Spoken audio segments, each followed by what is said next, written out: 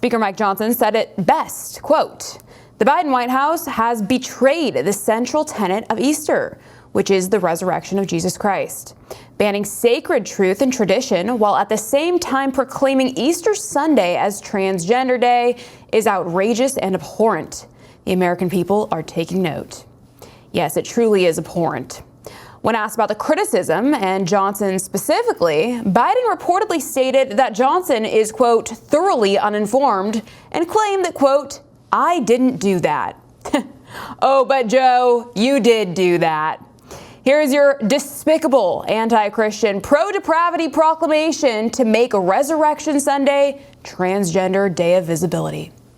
Creepy Joe, save the gaslighting for when you use she, her pronouns when talking to your mentally ill male voters who claim to be women. They want to be spoon-fed the lies. Let's bring in director at MRC-TV, Eric Scheiner, to discuss. Eric, thanks for being with us. It's great to see you. It's good to see you. This topic is not as exciting, though.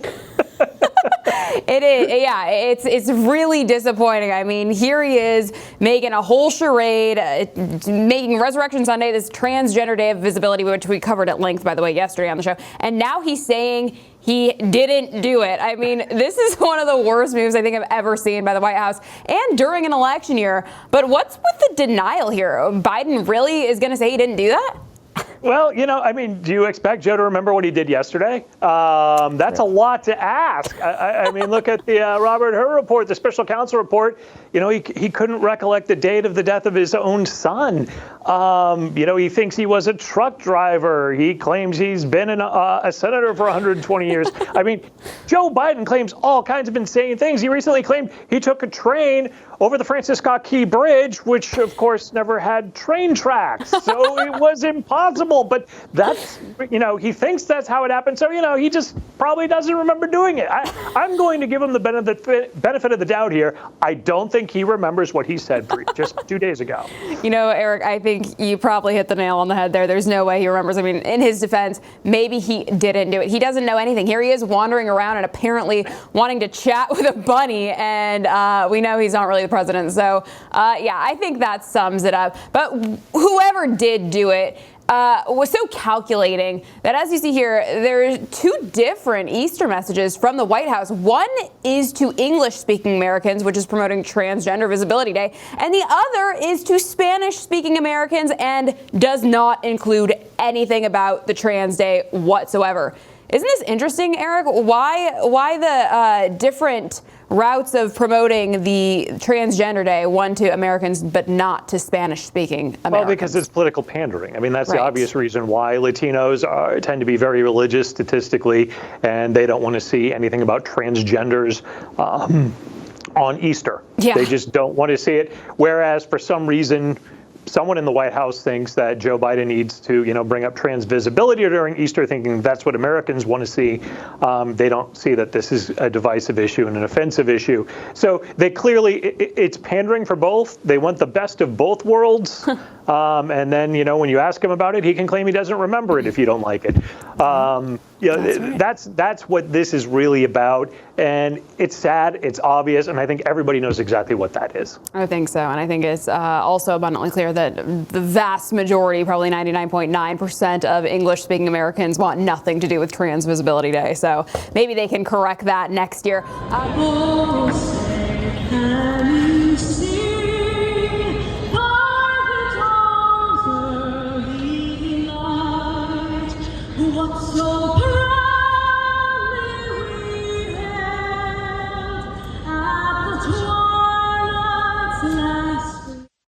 Eric, I thought we were past this anti-American foolishness, but they got what many thought they deserved and were crushed by the pro-American Iowa team. What do you make of this one? Well, is it any surprise that America was supporting Iowa last night in that particular game when you see something like that? So the coach of LSU has come out, Kim Mulkey, I think her name is, come out and said, we didn't purposely not appear for the national anthem. We have our routine. We didn't even know it was going on, all of which may be true. But let's put the focus where it should be, which is on the Iowa team, who did the right thing and made sure they were out and standing for the national anthem. That's where the focus should be. Let's point out the team that did the right thing. So whatever excuses you want to have for not being there, even our governor, the governor of Louisiana, isn't buying it. He's put out a statement on social media saying, you know what, we need to have a program where we make sure our athletes are outside and standing for the national anthem and they're in attendance. Otherwise, maybe some athletic scholarship money should be in jeopardy here. He's thinking along that lines, and that may not be a bad idea. If you're so focused on the game, you can't focus on the country for just a short period of time before the game. Yeah, I don't think it's a whole lot to ask, but, you know, I think you summed it up perfectly there, Eric. And I also wanted to recognize this. I loved what friend of the show, InfoWars host Owen Schroyer posted. He said, perhaps it's a psyop to try and get people to watch women's basketball. I thought that was hilarious because, women's basketball, not too many people's cup of tea. What's not hilarious, though, is that the band Green Day, who decided to be global idiots and headline the global climate concert, are back at it again with their ridiculous liberal insanity. Just wanted to get your thoughts on this before we wrap up, Eric. Oh, this is classic. This is the classic liberal, do what I say, not what I do. I'm sure electric trucks will be bringing all Green Day's equipment in. These electric trucks, these EV trucks will meet the Biden standards that nobody actually thinks are attainable. Or how about the fact that, what's the name of the group? The Environmental Working Group put out a piece recently. They're calling for the ending of printing of vinyl records.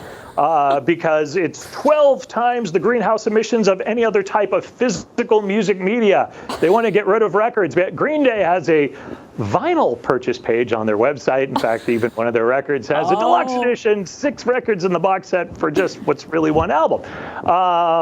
So there we go. There's a hypocrisy. Billy Joe Armstrong, the lead singer of Green Day, he was threatening to leave the country when Trump was president. And then after Roe v. Wade was overturned, he was going to renounce his U.S. citizenship and move to the U.K., I believe. But they always seem to come back for those American dollars, don't they? Because they're so in tune and stand by. They make these big proclamations and they're so great, but they never seem to actually stand by them. So Billy Joel is still American, and Billy Joe Armstrong, and he's going to be playing this climate concert.